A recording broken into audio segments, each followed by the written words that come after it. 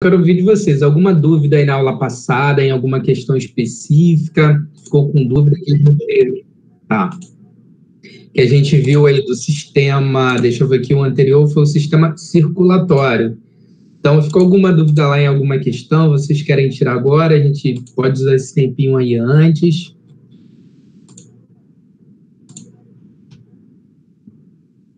E aí, pessoal?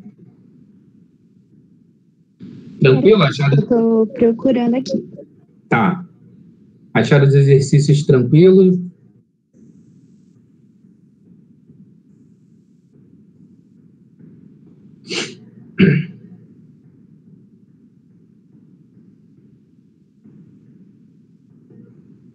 Professor, o senhor pode falar sobre a número 1 e a número 3? 1 e 3, tá. Vamos lá. Número 1, sistema circulatório, questão discursiva. Quais as funções do sistema circulatório, o que são varizes e qual o principal perigo que elas representam para a saúde? Então, vamos lá, por parte, né? São duas perguntas aí. A gente falou, né, as funções do sistema circulatório, né? As funções do sistema circulatório basicamente de integração, né, de todos os outros sistemas e também faz o transporte. A gente tem um transporte aí de várias substâncias, né?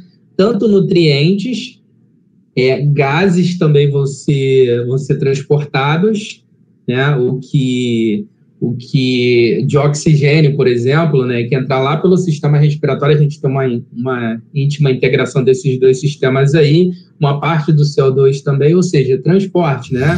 A gente já falou aqui de transporte de nutrientes, de gases, discretas também, que é um produto lá, um resíduo do metabolismo das células que elas produzem, que vai ser eliminado pelo sistema excretor. Tudo isso é transportado, tá? Então, essa é a primeira pergunta aí. A segunda é o que são varizes, né? Vamos lá. Varizes são veias dilatadas, tá? Varizes são veias dilatadas. E isso aí ocorre ou por uma própria condição genética, ou até mesmo depois de desenvolvida também, por sedentarismo, tem alguns outros fatores também. E aí pergunta qual que é o problema para a saúde humana, né? O problema é a má circulação, porque vocês lembram que nas veias, esse sangue que a gente chama venoso, pouco saturado de oxigênio, e ele, né, consequentemente, está mais saturado de CO2, ele tem que retornar para o coração, lá pelo lado direito, né, pela veia cava superior, no átrio direito, né, que depois manda para o ventrículo direito, que pelas artérias pulmonares vai mandar esse sangue venoso para os pulmões se oxigenar. Então, se a gente tem uma falha nesse mecanismo de retorno do sangue, a gente tem uma má circulação, né? E aí isso acomete a saúde, esses problemas circulatórios decorrentes dele pode desencadear outros mais graves também. Consegui tirar a dúvida? Sim. Agora a 3. Tá, deixa eu ver aqui. 3. O que é o infarto agudo do miocárdio? Cite um fator que favorece o indivíduo essa patologia, né? Então, vamos lá. O infarto agudo do miocárdio é a morte, né, das células do miocárdio, que é o que a gente chama de isquemia, essa palavra aí com I. Então, a isquemia, né, é um processo inicial que se dá ali, da morte celular do miocárdio, que é o coração, né, que é as células que formam ali o coração, que a gente chama de miocárdio, e aí pergunta um fator, né, que predispõe isso, né? São vários os fatores. A não oxigenação, só que a não oxigenação, na verdade, é um resultado, por exemplo, de uma aterosclerose, por exemplo, né? Então, a aterosclerose é um desses fatores. O que é a aterosclerose? São placas de gorduras nas artérias. E aí também pode entupir as artérias coronárias, que são as que alimentam o coração. O coração, ele tem um próprio sistema, que vamos dizer que seja parte do sistema circulatório, porque o coração, o miocárdio, é um músculo que ele tem muito trabalho, ele demanda de muito oxigênio e nutrientes. O tempo todo ele tem que ser nutrido e oxigenado. e aí ele tem um sistema coronário que é alimentado por essas artérias coronárias. Então, se elas entopem por aterosclerose, que é um entupimento por placas de gordura, então o miocárdio, essas células não vão receber oxigenação e nutrientes. Aí ocorre a isquemia, que é essa morte, aí causa o infarto, ok? São vários os fatores. Se tem uma aterosclerose, são vários outros. Sedentarismo, tabagismo, obesidade, tá? Pode citar qualquer um desses aí. Foi? Sim, obrigada. Beleza, então. Mais alguém, pessoal? Alguma dúvida em alguma questão aí dessa aula anterior, aula 15 do sistema circulatório? Se não tiver, aí a gente vai para a aula aí 16. Mas eu vou postar o gabarito aí completo aí também dessa aula 15 para vocês conferirem com as respostas de vocês, tá? Vou postar aí no chat aí, tá? O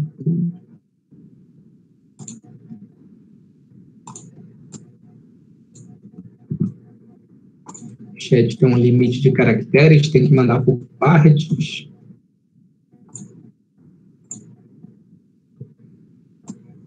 Deixa eu ver aqui.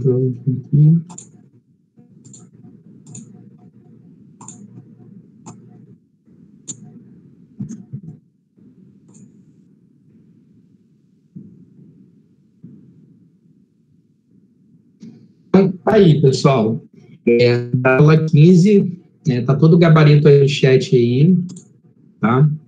Então, vamos para a aula de hoje aí. Deixa eu abrir minha apresentação aqui.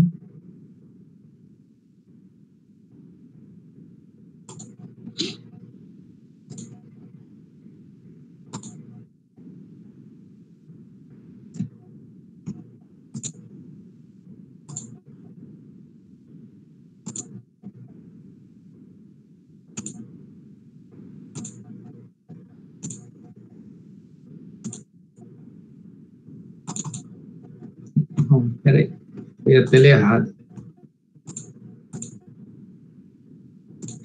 Nossa.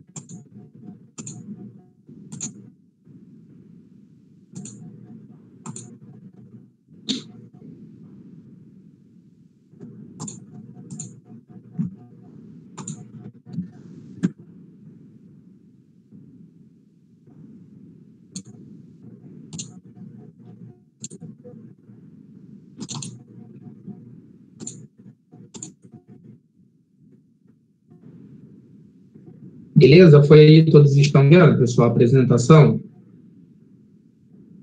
Sim. Tá, beleza, então. Então, vamos lá. Hoje a gente estuda o sistema digestório, dando continuidade. Hoje vocês vão perceber que a gente vai usar muitos conhecimentos que a gente foi adquirindo ao longo aí. Lá das aulas de bioquímica, a gente vai falar até um pouquinho do sistema nervoso também.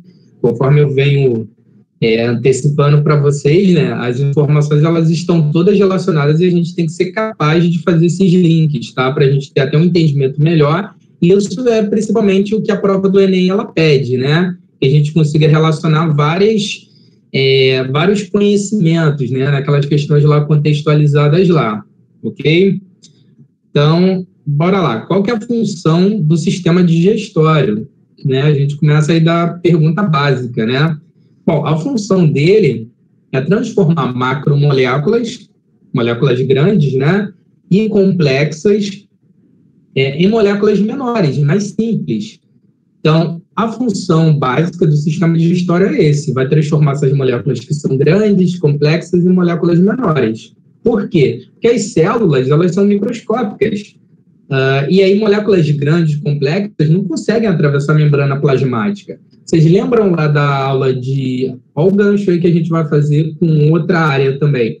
Vocês lembram das aulas de biologia celular? A gente falou isso, dos transportes, dos tipos de transporte que a gente tem lá, né? Transporte passivo, transporte ativo, até a fagocitose, a pinocitose, isso tudo são transportes, né? Então, essas moléculas grandes, né, e complexas, elas não conseguem entrar para dentro da célula atravessando a membrana plasmática. Então, elas têm que ser desmontadas ao longo do tubo digestório para se transformar em moléculas mais simples. Aí sim, elas vão poder entrar para dentro da célula e participar lá do seu metabolismo lá, seja qual molécula foi essa, com qual função ela está relacionada lá dentro.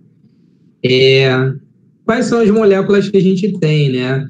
A gente tem as moléculas orgânicas e as moléculas inorgânicas. Novamente, aí a gente resgatando, né, aquele conhecimento lá de bioquímica inicial que a gente estudou. As moléculas orgânicas envolvidas nesse processo aí de nutrição são as proteínas, lipídios, carboidratos e vitaminas. Essas são as moléculas orgânicas. As inorgânicas são os sais minerais e a água. E aí a gente divide esses nutrientes em macronutrientes e micronutrientes. É uma outra classificação também que a gente viu lá nas aulas de bioquímica, que é com relação à quantidade desses nutrientes nas células. Os macronutrientes são os nutrientes que aparecem em maiores quantidades nas células. Essas células vão precisar em maior quantidade. Os micronutrientes, como o prefixo já está dizendo, né, são esses nutrientes que vão aparecer em menores quantidades. As células requerem menor quantidade, ok? Elas requerem, ainda assim, para o seu metabolismo, mas não em grandes quantidades. E quem são os macronutrientes? São 3 nessas moléculas aí, e todas elas orgânicas. Proteínas, lipídios e carboidratos. Quem são esses micronutrientes? Sais minerais, que são moléculas inorgânicas, e vitaminas, que já são moléculas orgânicas. As macromoléculas, né? Está repetido aqui assim, tá? Aqui a gente está vendo as macromoléculas, né? Novamente, as proteínas e os lipídios. Quando eu falo carboidratos, são os carboidratos complexos, tá? Só para a gente situar aí, não é qualquer carboidrato, não. Que é lá da classe dos polissacarídeos, né? Que é o amido, a celulose, o glicogênio. Esses são os carboidratos complexos, a quitina, ok? E as moléculas simples a gente já falou, né? São os sais minerais e as vitaminas. Como que vai ocorrer essa digestão, né? Dessas macromoléculas, né? Ao passarem aí pelo tubo digestório, ao longo aí do nosso sistema digestório. As proteínas, elas são ingeridas, né? A gente ingere lá os alimentos, por exemplo, né?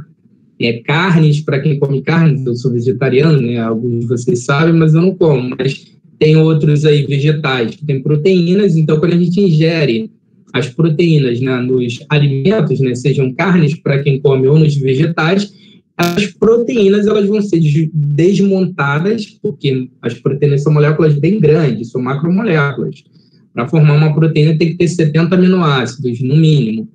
E aí, né, digerida, ela é quebrada, essa molécula, né, lá naquela reação que a gente chama de catabolismo, que a gente também usou muito essa palavra lá em bioquímica. Catabolismo é a quebra das moléculas, geralmente moléculas grandes para se transformar em moléculas mais simples. E aí as proteínas vão ser desmontadas em seus monômeros, né? Porque a proteína é um polímero.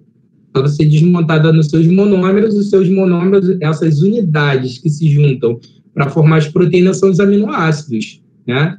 Então, essas são as unidades aqui simples, são as moléculas simples. Então, as proteínas têm que ser desmontadas ao nível dos aminoácidos, e aí as células vão poderem absorver os aminoácidos. Lipídios, outra macromolécula aí, ela vai ser quebrada a ácidos graxos e glicerol, que são essas unidades que se juntam, né, para formar os lipídios. E aí as células vão poder absorver lá os ácidos graxos e o glicerol. O polissacarídeo, né, que é a classe dos carboidratos complexos, amido, celulose, tem um glicogênio ainda, a quitina. E aí vai ser quebrado, né? Aqui eu dei exemplo de 2 moléculas só, né? Amido e celulose. E aí são quebrados, né, esses carboidratos complexos a uma outra classe de carboidratos que é um pouco mais simples, que são os disacarídeos. Só que ainda assim os disacarídeos, eles vão precisar serem desmontados a classe mais simples de carboidratos, que são os carboidratos simples, os monossacarídeos, né? Que a maltose, por exemplo, que é um disacarídeo, né? É formada por 2 monossacarídeos, a maltose são 2 glicoses juntas. Então, ela precisa ser quebrada a 2 glicoses, né, que são monossacarídeos. Sacarose, mesma coisa, é um disacarídeo, ela precisa ser quebrada. Ela vai ser quebrada a glicose e frutose, né? E a lactose, que também é um disacarídeo, precisa ser quebrada, ela vai ser quebrada a uma glicose e uma galactose, que é o que se juntam para formar lactose, certo? Só deixar claro aqui que eu botei celulose, só para exemplificar que a celulose é um carboidrato complexo, é uma fibra insolúvel. Nós, seres humanos, a gente não quebra a celulose, a gente não tem enzimas para digerir esse carboidrato complexo, não, tá? Muita atenção nisso, eu vou comentar mais lá na frente, novamente, quando a gente vê os desenhos esquemáticos lá. E aí, né, os micronutrientes, né, que são os sais minerais e as vitaminas, eles não precisam ser quebrados, eles não são digeridos. Conforme a gente absorve sais minerais e as vitaminas nos alimentos, né, presente em frutos, ok? Eles vão ser absorvidos na sua forma integral. Então, a gente não digere nem sais minerais nem vitaminas, não, tá? Eles passam aí ao longo do nosso tubo digestório e quando chegar lá onde que tem que ser absorvido, que a gente vai ver onde né, vai ser absorvido na sua forma, sais minerais e vitaminas. Qual que é esse trajeto do alimento ao longo do nosso tubo digestório aí, né, que começa na boca? Vamos lá. Então, começa lá na boca. Na boca a gente tem os dentes, né? Os dentes, eles rasgam, trituram os alimentos. A gente tem vários dentes aí, cada um tem uma especialidade, né? Tem alguns que rasgam, outros maceram, trituram e por aí vai. Para que isso, né?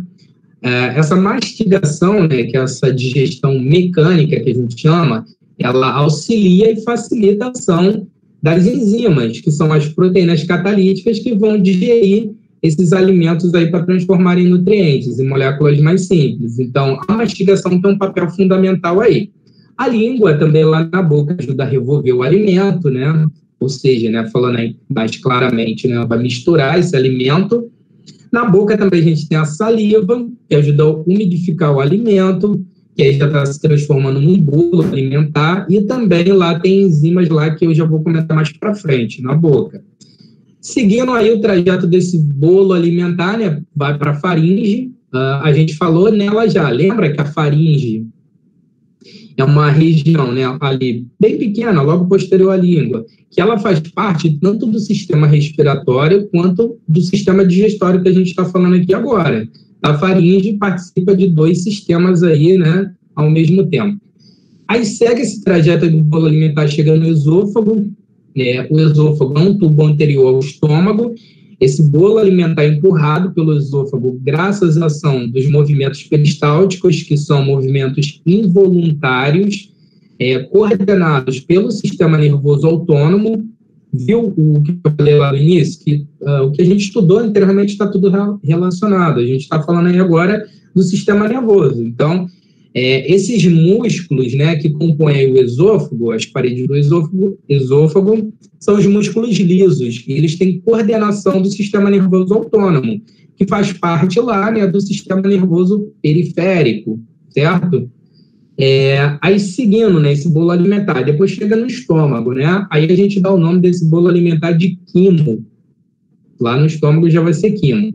Lá no estômago lá tem o ácido estomacal, ou suco gástrico, a gente usa essas palavras aí, que vai ajudar aí a dar continuidade a essa digestão do bolo alimentar, que agora passou a ser chamado de quimo.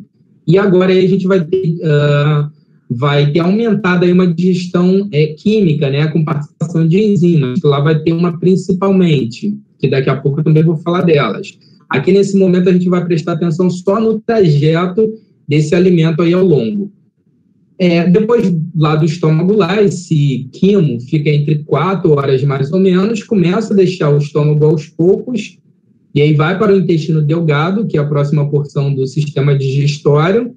Entre o estômago e o intestino delgado tem uma válvula que regula a passagem desse quimo, que é a chamada válvula cárdia ou piloro, mas não se preocupem com o nome dessa válvula, ela não costuma ser cobrada. É só mesmo essas regiões do sistema digestório. O intestino delgado, ele é aí a porção maior do sistema digestório compreende um pouco mais de 6 metros. Isso mesmo, pessoal, 6 metros dentro da gente, um pouco mais. Então, o intestino delgado só tem mais de 6 metros, né? Cabe dentro da gente porque está enrolado lá, né? Fica lá na disposição lá. O intestino delgado é dividido em 2 porções, o duodeno e o jejunum e íleo. Alguns autores consideram 3 porções, o duodeno, jejunum e íleo, só que a maioria que a gente vê hoje em dia considera só 2, duodeno e jejunum e íleo como uma só, então 2. Depois que esse alimento, né, chega no intestino delgado, a gente chama ele de quilo. Lá no intestino delgado se completa a digestão do que iniciou na boca e no estômago e começa até de outras substâncias também, que eu já vou comentar também mais para frente. Aí depois, tudo que foi digerido e vai ser aproveitado, né, absorvido, é absorvido no intestino delgado. Então, isso é uma informação muito importante para a gente. É no intestino delgado que ocorre a absorção dos nutrientes.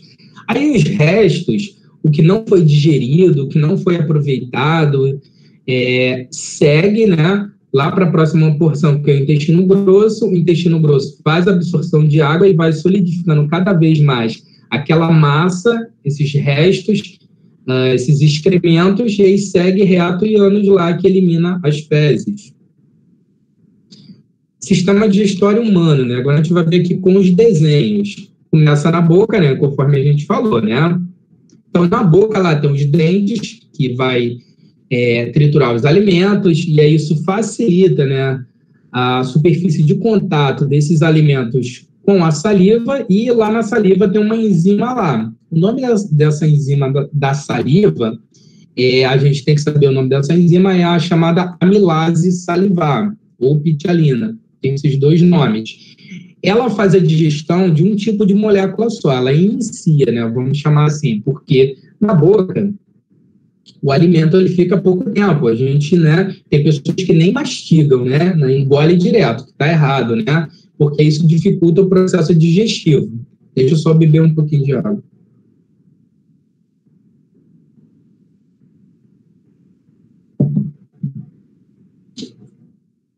Então, lá na boca, esse alimento ele vai ser mastigado, e tem que ser mastigado, né, para ajudar a superfície de contato desses alimentos com as enzimas e com a saliva ali, ok? Aí tem a amilase salival pitialina, que ela inicia a digestão de um tipo de molécula só. Que molécula é essa? Um carboidrato complexo, o amido. Então, o amido que está presente aí nos vegetais, quando a gente ingere aí vegetais, né, batata e vários outros vegetais têm amido aí, aí o amido ele é quebrado sobre a ação da pitialina, né, ou amilase salivar, e aí gera uma outra molécula, né, que é um disacarídeo, que é a maltose. Só que deixar claro que não vai ser todo o amido que vai ser digerido ali na boca, até porque a pessoa não fica ali mastigando horas, muitos minutos, né, eu vou falar nem horas, muitos minutos, né. Então a gente tem uma digestão inicial do amido. Isso tem que ficar bem claro para a gente. A única molécula que tem sua digestão iniciada na boca é o amido. Eles podem perguntar isso. Outra coisa que a gente tem que saber o pH, ao longo do tubo digestório, ele vai mudar. E a gente tem que saber esses pHs. Vão ser os 3 pHs que a gente tem, né? Na boca, o pH é neutro. Por quê? Porque as enzimas lá da boca, elas funcionam em pH neutro, a pitialina, né, a amilase salivar. Isso significa que se o pH mudar para as outras 2 faixas lá, ou para ácido ou para alcalino, essas enzimas elas vão parar de funcionar, ou seja, então a gente não vai ter a digestão ali inicial do amido. Essas são informações importantes. Aí depois, né, segue lá o trajeto, esse bolo alimentar, né, vai para a faringe, vocês estão vendo aqui a faringe, região logo posterior à língua. Teve a deglutição, né, que a gente fala, né, engolir, o nome bonito aí, deglutição. A faringe faz parte do sistema respiratório e do digestório, e aí vai seguir esse bolo alimentar. Aí a gente chega lá no esôfago. Aqui, vocês podem observar que o esôfago, ele é um tubo, né, relativamente até grande, né, considerado, né? Claro que isso daqui é um desenho esquemático, né? Tá fora de escala aí, né? Mas é um tubo um pouco longo, né? Que é um pouco aí anterior ao estômago. E aí esse bolo alimentar, como que ele é empurrado até o estômago? Vai chegar aqui. graças aos movimentos peristálticos, que são movimentos involuntários, ou seja, independe da nossa vontade, senão a gente iria ficar entalado, iria morrer entalado, né? É isso que aconteceria. Ali tem a musculatura lisa, que fica revestindo aquilo no esôfago, e é ali que acontecem essas contrações. E é coordenado pelo sistema nervoso autônomo, que faz parte do sistema nervoso periférico, certo? Aí o bolo alimentar é empurrado, aí vai chegar lá, tem uma válvulazinha aqui também, aí vai chegar lá até o estômago, ok? Aí lá no estômago, esse bolo alimentar passa a ser chamado de quimo, ok? Aí aqui vai sofrer a ação do suco gástrico ou ácido estomacal. O pH no estômago já muda, é uma coisa que a gente tem que saber também. O pH do estômago é ácido, vocês já sabem disso, isso é bem de senso comum, todo mundo fala, e isso é uma verdade científica, né? Então, o pH do estômago é ácido, o pH do estômago é 3. As faixas de pH, os valores de pH, né, para quem não está familiarizado, né, varia lá, né, do 0, né, até 14 lá. 7 é a medida de neutralidade, né? 7 é neutro, que está ali no meio ali, uma substância neutra. Abaixo de 7, quanto menor o valor, mais essa substância é ácida, ok? O pH do estômago é ácido, 3, muito ácido mesmo, tá? Quanto menor o valor, mais ácido é.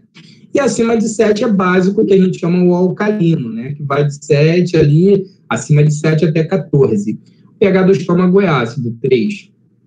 E, inclusive, as enzimas lá do estômago funcionam em pH ácido. A enzima lá principal do estômago é a pepsina. A gente tem que saber o nome dela, tá? Pepsina. Essa enzima, ela faz digestão, inicia a digestão das proteínas. Então, no estômago, a gente tem a digestão iniciada somente de proteínas, de nenhuma outra molécula. Então, isso é uma coisa que a gente tem que saber também. Eles perguntam nas questões. Então, a única coisa que vai ser digerido aqui no estômago vai ter sua digestão inicial, porque não vai dar tempo de digerir todas as proteínas, são elas, né? As proteínas. E aí são desdobradas em moléculas um pouco menores, que a gente chama de peptonas. Mas ainda assim, não são as moléculas mais simples, não, tá? As células do estômago, essas células parietais aqui, que revestem o estômago, elas que produzem o ácido estomacal, que tem HCl, que é o ácido clorídrico. Esse suco gástrico tem o quê? Qual é a composição química dele? A água, sais minerais, a enzima, a pepsina, que eu falei, e o ácido clorídrico, que confere essa acidez aí para o estômago. Então, no estômago, qual é a importância dessa acidez para o estômago? Algumas. Primeiro, que as enzimas ali funcionam em pH ácido. Então, se esse pH do estômago mudar para neutro ou básico, as enzimas ali param de funcionar. Ou seja, então a gente não vai ter digestão de proteínas, ok? Outra função também dessa acidez do estômago é que confere uma proteção para o estômago. Então, dificilmente aqui a gente vai ter colonização de bactérias, tá? Às vezes dá uma bactéria lá, que é uma bactéria chamada H. pylori. Essa bactéria é bem resistente a esse ácido aí, devido ao mecanismo bioquímico dela, que não cabe aqui a gente falar nesse momento, mas o que ela faz? Ela se alimenta do muco do estômago. O que é o muco? Essas células aqui do estômago que produzem esse ácido estomacal, que tem HCl, essas mesmas células poderiam ser digeridas por esse suco, que é muito ácido. Só que aí elas também produzem muco, que aí reveste essas células aí, a parte delas que está em contato com esse suco gástrico. Só que aí essa bactéria se alimenta desse muco. E conforme essa bactéria se alimenta, retira a proteção natural. E então, por isso que as pessoas lá, às vezes, têm um tipo de gastrite causada por essa bactéria. Às vezes é gastrite nervosa. Então, tem vários tipos de gastrite, ok? E em casos mais graves lá, ulceração, né? Que aí já é um câncer gástrico considerado. Bom, aí esse quimo aí fica por volta de 4 horas no estômago aí, começa a deixar o estômago aos poucos, tem uma comunicação aqui, uma válvula, né, que vai regulando a passagem aos poucos do... Minha gata aqui fazendo arte. Acabou de derrubar meu celular. Ela tá com fome, tá querendo comer, tá reclamando.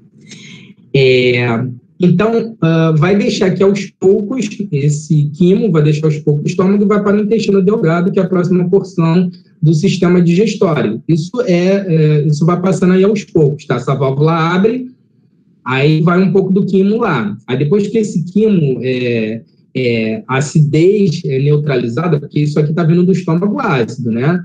Aí neutralizado, aí depois abre, fecha, né? Primeiro ali, quando o quimo entra, é neutralizado ali e depois abre de novo. Tá? E assim vai até se esvaziar o estômago todo. Bom, no intestino delgado, né, ele tem as duas regiões aí, que é o duodeno e o jejum no íleo. No duodeno, a gente vai ter a continuação da digestão dos carboidratos que se iniciou na boca, né, do amido, e da digestão no estômago das proteínas, das peptonas, né, e até, inclusive, as proteínas que nem entraram em digestão, porque não dá tempo de digerir todas elas no estômago. E mesma coisa lá na boca. Todo amido, nem todo amido vai ser digerido lá, uma parte é transformada em maltose, e aí a gente também vai ter digestão de amido aqui, tá? Aqui vai ter enzimas para isso. Aqui no duodeno, ele tem uma comunicação aí com o pâncreas, que é uma glândula, tá aqui o pâncreas aqui atrás, vocês podem ver um pouco aqui atrás, né, do estômago, amarelinho. O pâncreas tem um dutozinho, uma comunicação com o duodeno, tá, que é essa primeira porção do intestino delgado aí. Mesma coisa a vesícula biliar. A vesícula biliar está aqui embaixo, essa verdinha aqui, bem pequenininha abaixo do fígado. Por quê? O fígado, né, esse órgão, ele produz uma substância chamada bile. Aí depois manda para a vesícula biliar que armazena a bile. A bile manda para o duodeno, que também tem um duto lá, uma comunicação com o intestino delgado. Esse duodeno aí, tá? Então, o fígado e o pâncreas não são órgãos do sistema digestório, são consideradas glândulas anexas, mas importantes também para esse processo, tá? Porque o pâncreas manda o suco pancreático, que a gente já vai comentar aqui a composição química, e o fígado, que produz a bile, manda para a vesícula biliar que armazena e depois manda, né, para lá, tá? Ok, aí a gente vai ter aqui, no intestino delgado, no duodeno, a gente vai ter a ação de 3 sucos aí. O suco entérico, que é produzido pelo próprio intestino delgado. No suco entérico, ele tem enzimas que digerem carboidratos, disacarídeos. Então, aí a gente vai ter a digestão de maltose, que é a maltase que faz isso. A gente vai ter a digestão de sacarose, que é a sacarase.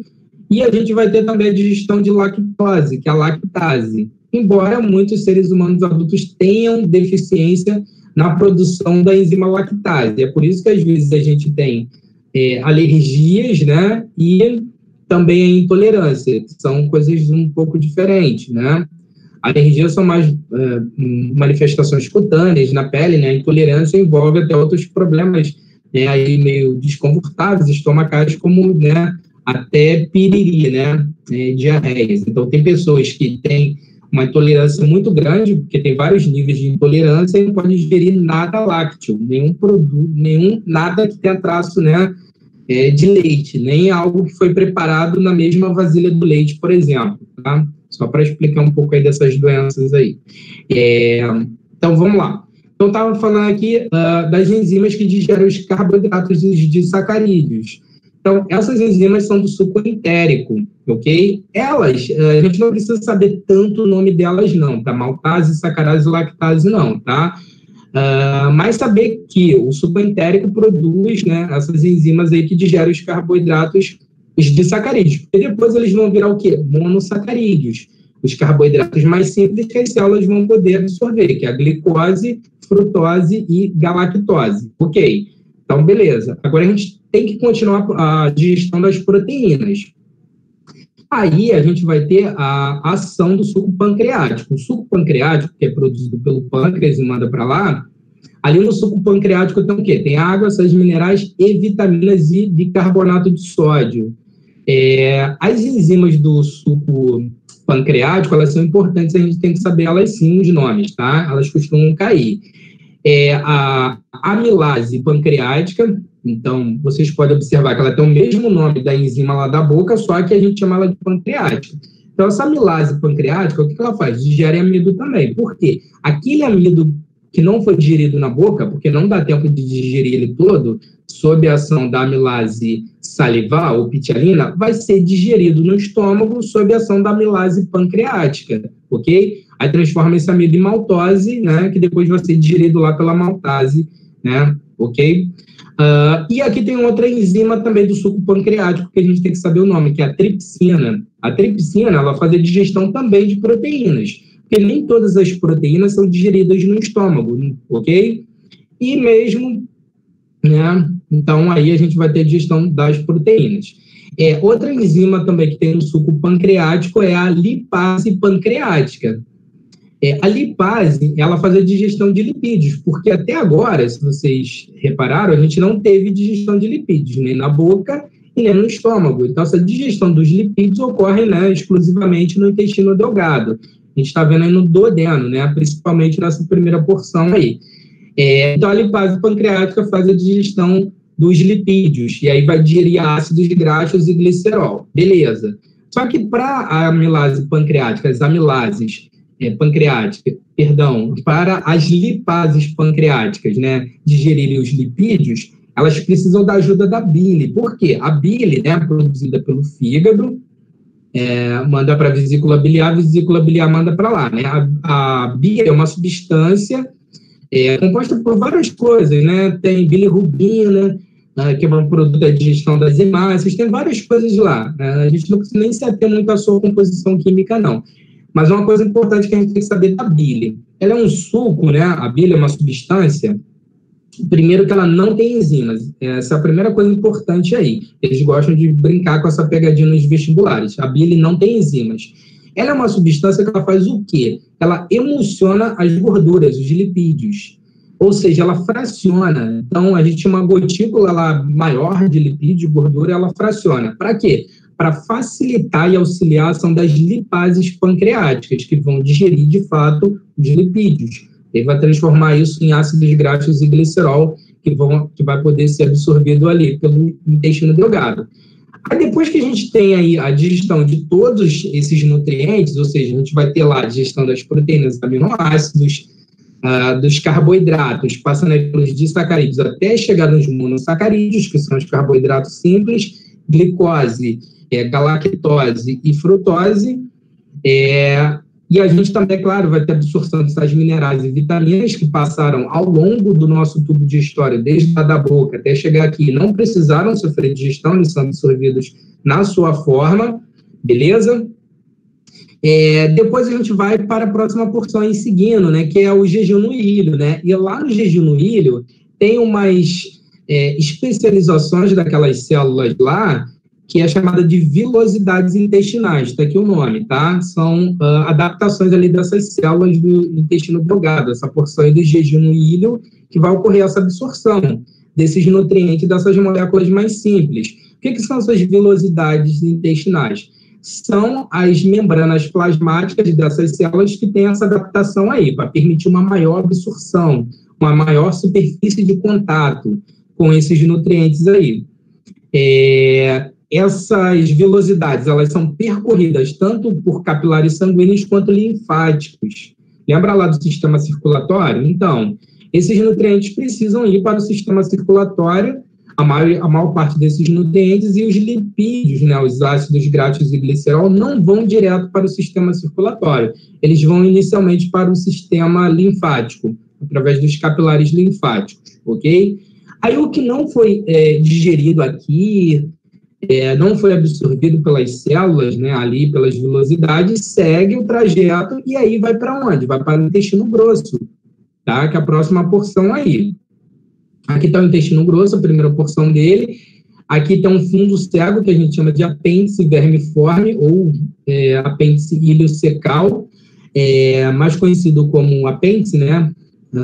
E aí, quando ocorrem processos inflamatórios no intestino grosso, nessa região aqui, gera uma doença chamada de apendicite, ok? É isso, inflamação dessa região aqui.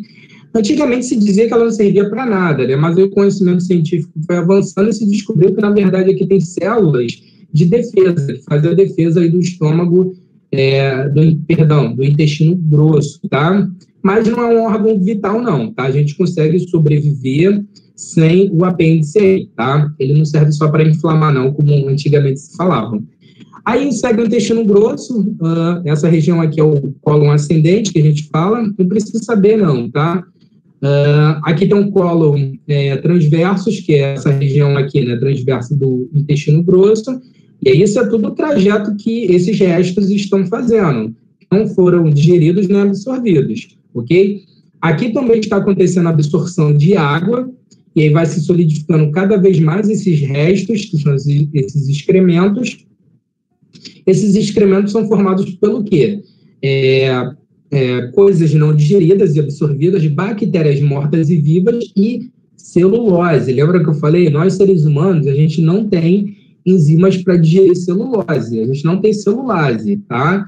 Que é um carboidrato complexo, polissacarídeo e uma fibra insolúvel.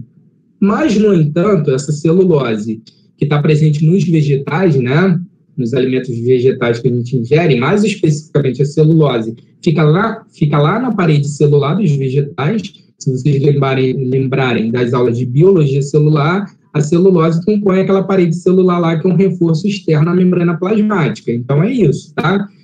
Elas têm um papel importante, a celulose, essas fibras. O que elas fazem?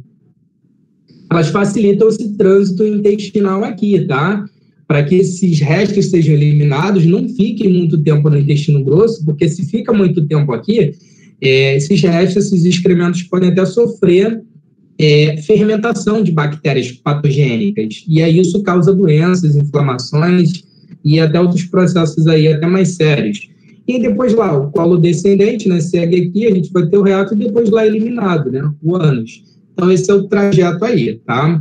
E essas são as principais enzimas que a gente tem que saber. Falando um pouco mais da fisiologia, né? A gente já acabou adiantando isso nos slides anteriores. Então, na boca, o pH é 7, essa informação é bem importante para a gente. Na boca, a gente tem os dentes, que a gente já falou, vou falar aqui agora um pouco mais rapidamente. Tem a língua, a saliva, que é composta, né, de água, sais minerais, muco, que é o que dá, inclusive, né, essa viscosidade. A saliva, esse muco, essa substância, e as enzimas que é a amilase lá salivar, né, a opitialina. Lá na boca ocorre apenas digestão de carboidratos, mas aí não é qualquer carboidrato, é apenas amido, que é um carboidrato complexo, um polissacarídeo, que é transformado em maltose, que é um disacarídeo. Ou seja, ainda não é a molécula de carboidrato mais simples do monossacarídeo. Isso aqui, a maltose ainda vai precisar ser digerida. Claro que não é todo amido que vai ser digerido na boca, é só uma parte dele. Aqui está a escala de pH, só para a gente ilustrar o que a gente falou, né? Na boca o pH é neutro, então significa que está aqui, ele é 7, né? O pH da boca, né? Não é exatamente 7 não, tá? É 7, alguma coisa, mas isso daí é neutro, tá? Abaixo de 7 é ácido, tá? Quanto menor o valor, mais ácido é. O pH do estômago é ácido, é 3, é muito ácido, tá? Tá aqui. E o pH do intestino delgado é básico alcalino, que as enzimas lá funcionam nesse pH, é 8, tá? O pH lá. Aí segue aquele bolo alimentar, né? Tá ali na faringe, que é um órgão que faz parte aí do sistema respiratório e digestório. Segue o trajeto lá pelo esôfago, esse bolo alimentar é empurrado pelos movimentos peristálticos, que é composto e revestido pelos músculos lisos, que é coordenado por uma parte do nosso sistema nervoso, lá o periférico, que tem uma divisão lá fisiológica, né, o sistema nervoso autônomo, ok? São movimentos involuntários, ou seja, a gente não coordena eles. Chegou lá no estômago, a gente chama esse bolo alimentar de quimo, o pH do estômago é 3, muito ácido. Esse quimo vai sofrer a ação do suco gástrico, que tem água, enzimas e o HCl, que é exatamente o que dá essa acidez do estômago, para funcionar a pepsina e também uma proteção lá contra bactérias lá, colonização de bactérias no estômago. A gente só vai ter digestão de proteínas, a pepsina, né, que é essa enzima que faz a digestão das proteínas, transformam elas em peptonas, uma parte só, porque não dá para digerir todas as proteínas, não. As peptonas são moléculas um pouco mais simples, mas mesmo assim ainda precisam ser desmontadas até aminoácidos, que aí vai se completar lá no intestino delgado. Intestino delgado, né, a primeira porção dele é o duodeno, esse quimo lá vai ser chamado de quilo. Isso aqui não é tão importante a gente saber não, tá, esses nomes não, mas só para exemplificar mais nosso estudo.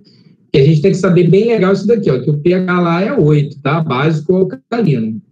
Porque se cai numa questão lá do Enem, lá, que diz para você que o pH mudou do intestino delgado, por exemplo, para ácido ou para neutro, significa que as enzimas lá não vão funcionar. Então, a gente não vai ter digestão dos produtos lá, tá? Perdão, a gente não vai ter digestão desses nutrientes para se transformar em produtos, tá? Aí vocês vão querer que vocês respondam lá. Lá no intestino delgado, a gente vai ter ação de 3 sucos, que é o suco pancreático, que vem do pâncreas, que é composto por água, bicarbonato de sódio e enzimas. A gente falou de 3 enzimas do suco pancreático, que são a tripsina, que digere proteínas, a amilase pancreática, que digere amido, e a lipase pancreática, que digere lipídios. A gente tem a bile, que é produzida no fígado, armazenada na vesícula biliar, que manda para lá, para o duodeno. Ela é composta de água, sais minerais, bilirrubina e várias outras substâncias, tá? E ela emulsiona as gorduras, os lipídios, para facilitar a ação das lipases pancreáticas. O suco entérico, que é produzido pelo próprio intestino delgado, pelas células lá, é composto por água, sais minerais e enzimas, que são enzimas que digerem os disacarídeos, que aí vai transformar eles em monossacarídeos. Já falamos, fígado e pâncreas são glândulas anexas, ou seja, elas não são parte do sistema digestório, sim consideradas anexos. No intestino delgado, né? Já falamos aqui. Sim. As enzimas do suco pancreático, já comentei, né? Os nomes dela, então vou passar aqui um pouquinho mais rápido, tá? Já falei isso aqui também. Bom, completada a digestão, né, dessas macromoléculas, elas se transformarem em moléculas mais simples, micromoléculas, vai ocorrer a absorção dos nutrientes pelas vilosidades intestinais, que são células do intestino delgado, lá no jejum no ilho. Essas células, as membranas plasmáticas delas têm essa especialização ou adaptação, a gente pode assim chamar também, em vilosidades intestinais, que são percorridas por capilares sanguíneos e linfáticos, porque esses nutrientes precisam depois circular por todo o corpo através do sistema circulatório. Então, vocês estão vendo uma integração aí desses sistemas. Intestino grosso, né, o bolo fecal, são os excrementos lá, é composto por água, muco, fibras de celulose, né, a gente vem falando isso, que a gente não tem enzimas para digerir celulose, ela passa intacta, mas ela vai ter um papel aí de amolecer esse bolo fecal para facilitar o trânsito intestinal, não ficar muito tempo lá no intestino grosso, ok? Substâncias não aproveitáveis, componentes que não foram digeridos, e bactérias vivas e mortas depois, né, segue lá reto e ânus. Aí é só um outro desenho para a gente exemplificar isso, ok? Temos um outro aqui também.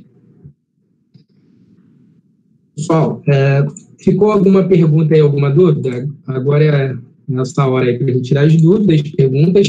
Se quiser que a gente fale mais alguma coisa. Eu sei que a gente falou muita coisa, né? Tem o nome dessas enzimas aí, mas a gente tem que saber os nomes delas, tá? Dessas principais aí, tá? Dúvidas, pessoal? Não. Tranquilo? Acharam tranquilo o sistema digestório? Sim, só tem que gravar os nomes. Isso, tem que saber.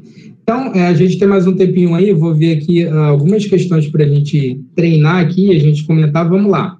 Anotem aí. A gente vai fazer número 2, né, uma questão do CDRG. Deixa eu anotar aqui também, se não esqueço. 2.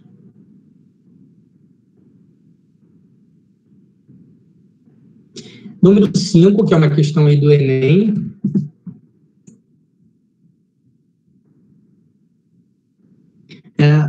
Deixa eu ver aqui.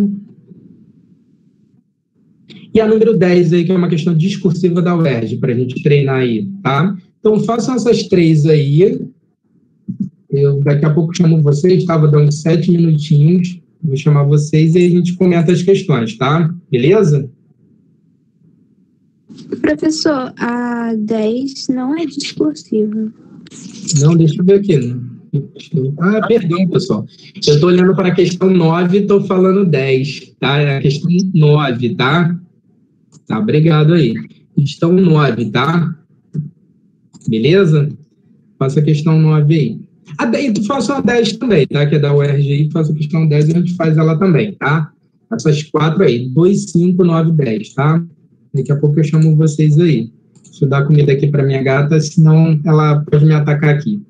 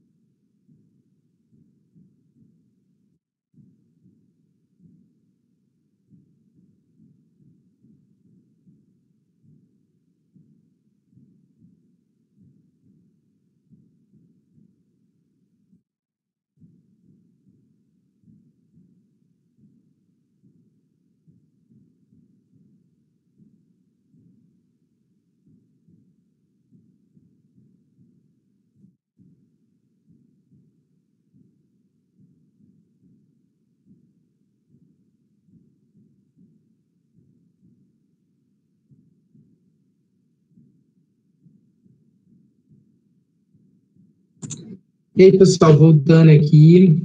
E aí, deu tempo de vocês fazerem todas as 4? Sim, só estava terminando a 9, que eu não entendi muito bem. E os demais, pessoal, conseguiram fazer?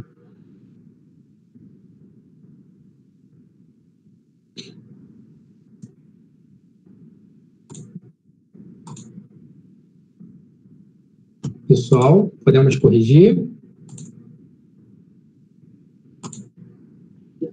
Beleza, então, vamos lá. Número 2, né? Vamos lá. Questão 2 aí. A figura abaixo mostra uma sequência do tubo digestório humano e alguns órgãos anexos. Na figura, os algarismos romanos 1, 2, 3 e 4, 5 correspondem respectivamente a... Então, se ele falou respectivamente, quer dizer que ele quer na ordem que ele pediu ali do enunciado, ou seja, né? Quem são essas partes aí, 1, 2, 3, 4, 5? Então, atentem para isso, tá? Quando tiver a palavra respectivamente, para vocês não dançarem na questão. Qual letra que vocês responderam? Eu respondi letra A. Letra A. Mais alguém respondeu a letra A? Alguma letra diferente, pessoal?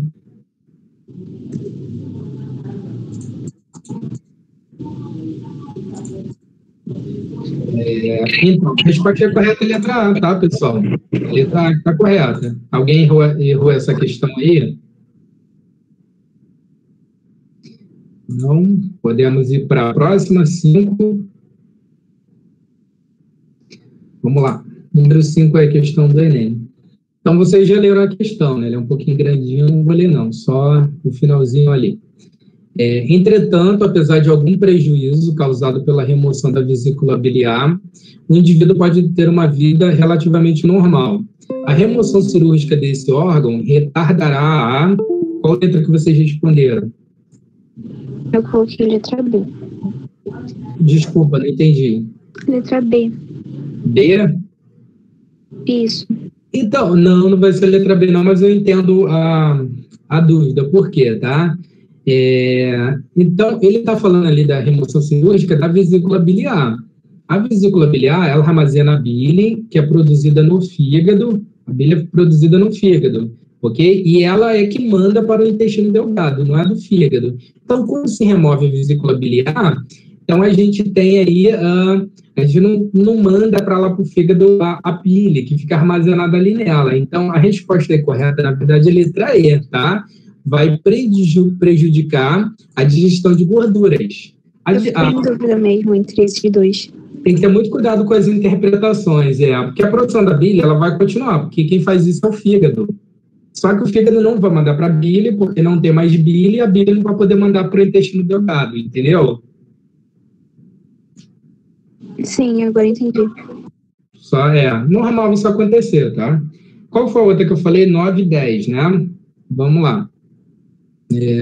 A 9 vou precisar ler toda, vamos lá, discursivo.